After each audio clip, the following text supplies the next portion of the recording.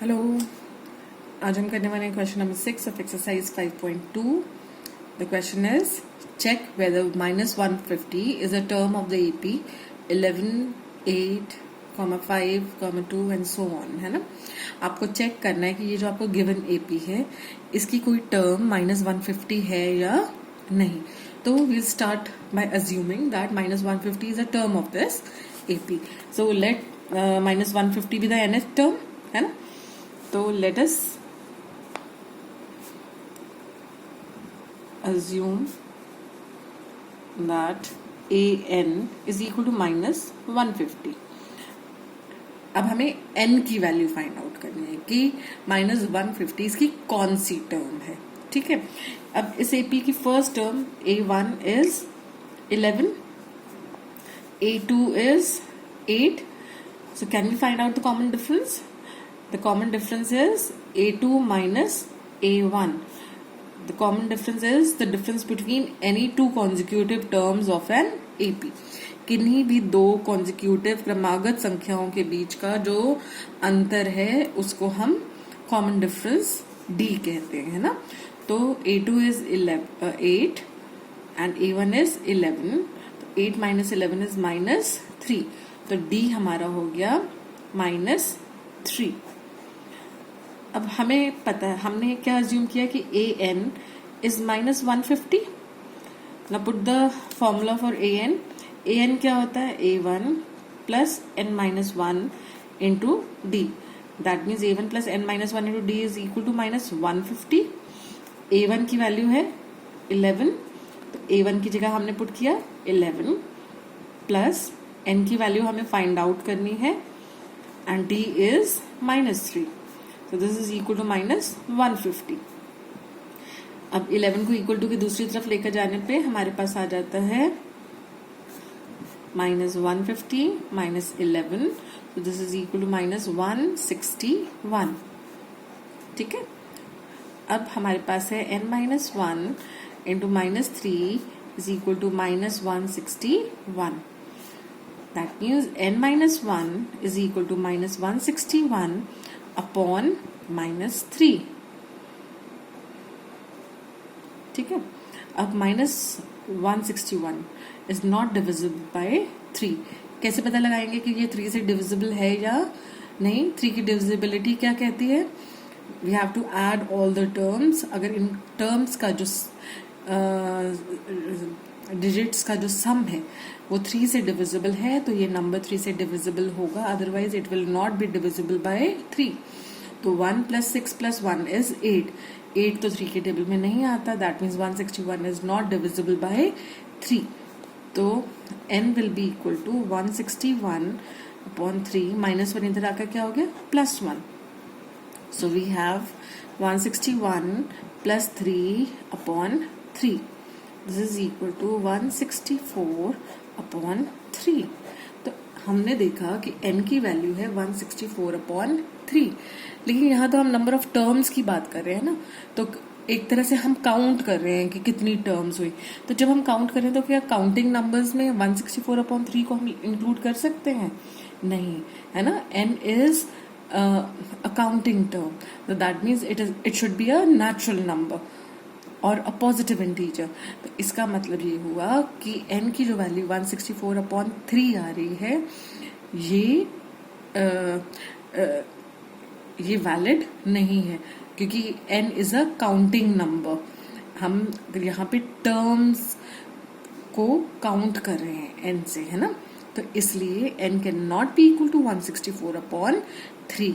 That means an can not be equal to -150। That means -150 is not a term of the AP 11, 8, 5, 2. I hope this is clear to you. Now the seventh question. The seventh question says that find the 31st term of an AP whose 11th term is 38 and the 16th term is 73. आपको एक ऐसा AP find out करना है, एक ऐसे AP की 31st term find out करनी है जिसकी 11th term is 38। That means A11 is 38 and the 16th term is 73 and A16 is 73. अब 31st टर्म फाइंड आउट करने के लिए आपको पहले तो फर्स्ट टर्म पता होनी चाहिए, क्योंकि हमें पता है nth टर्म निकालने के लिए हमें जो फॉर्मूला पता है वो है an is equal to a plus n minus one into D. तो हमें a पता होना चाहिए, n हमें यहाँ पर पता है, 31st टर्म पूछी जा रही है and we need to know the common difference also d, है ना। तो अभी हमें दो चीजें पता लगाना जरूरी है in order to find out the 31st term, और वो दो चीजें क्या है, the first term and the common difference. अब क्या करते हैं, A11 को हम a और d की टर्म्स में एक्सप्रेस करते हैं। We know that an is equal to a1 plus n minus one into D. तो जब हम A11 की बात कर रहे हैं तो A11 इसमें अगर हम n की जगह 11 पुट करें तो हमारे पास हो जाएगा a1 प्लस n की जगह क्या है 11, तो यहाँ n की जगह क्या आ जाएगा 11 माइनस वन इंटू डी। अब A11 की वैल्यू क्या है 38, सो दैट मीन्स A11 की जगह हमने पुट किया 38 is equal to A1 plus 11 minus one कितना हुआ, 11 माइनस वन इज 10। तो हमारी फर्स्ट इक्वेशन बनी A1 plus 10D is equal to 38। This is our first equation. अब A16 को सिंप्लीफाई करते हैं इसी फॉर्मूला का यूज कर कर, तो A16 इज इक्वल टू, देखिए A16 इज इक्वल टू, यही इसमें पुट करते हैं, आपको पता है AN है ना, AN is A1 plus n minus one into D, यही होता है AN। अब इसकी जगह n की जगह आपके पास क्या है 16, this is equal to A1, क्योंकि A1 हमें पता नहीं है, फर्स्ट टर्म हमें पता नहीं है, प्लस n कितना लिया हमने 16, ये हो जाएगा 16 माइनस वन इंटू डी। अब A16 की वैल्यू कितनी दी हुई है हमें 73, तो A16 की जगह मैं क्या पुट करूंगी 73 is equal to A1 plus 16 minus one is 15D। So हमारी सेकेंड टर्म है, सेकेंड इक्वेशन है sorry, A1 plus 15D is equal to 73। अब हमारे पास दो इक्वेशंस हैं दो वेरिएबल्स में। दो वेरिएबल्स कौन से हैं, A1 और D, A1 एंड D। आपको अब linear equation in two variables याद है, तो हम क्या करेंगे, we'll use our knowledge of linear equations in two variables to solve this equation, to solve to find out the value of A1 and D. We'll solve these equations. अब सबसे simple way तो मुझे लग रहा है we can use the method of elimination. अब देखेंगे यहाँ दोनों टर्म सेम है, तो हम क्या करेंगे, सेकेंड इक्वेशन को फर्स्ट में से सब्ट्रैक्ट कर देते हैं।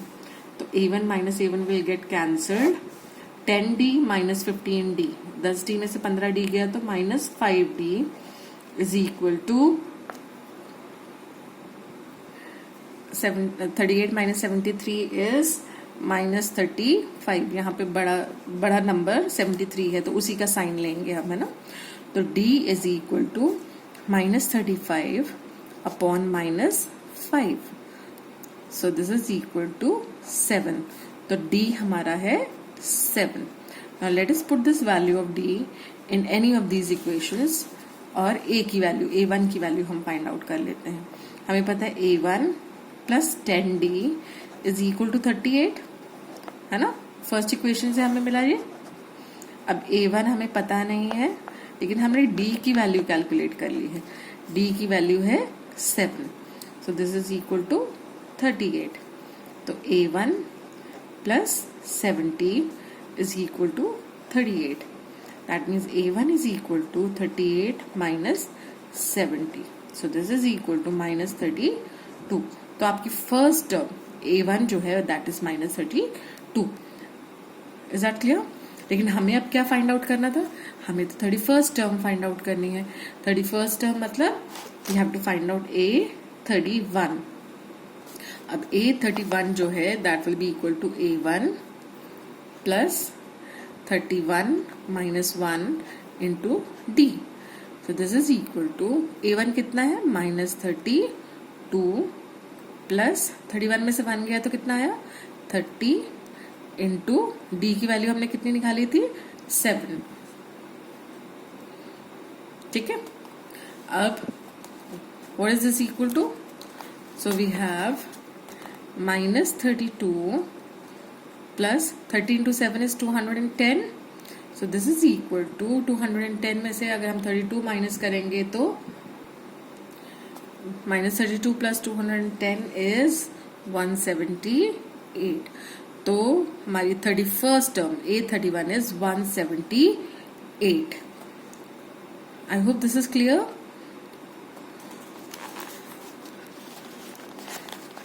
तो हमारी A31 जो है that is 178। Okay, thank you.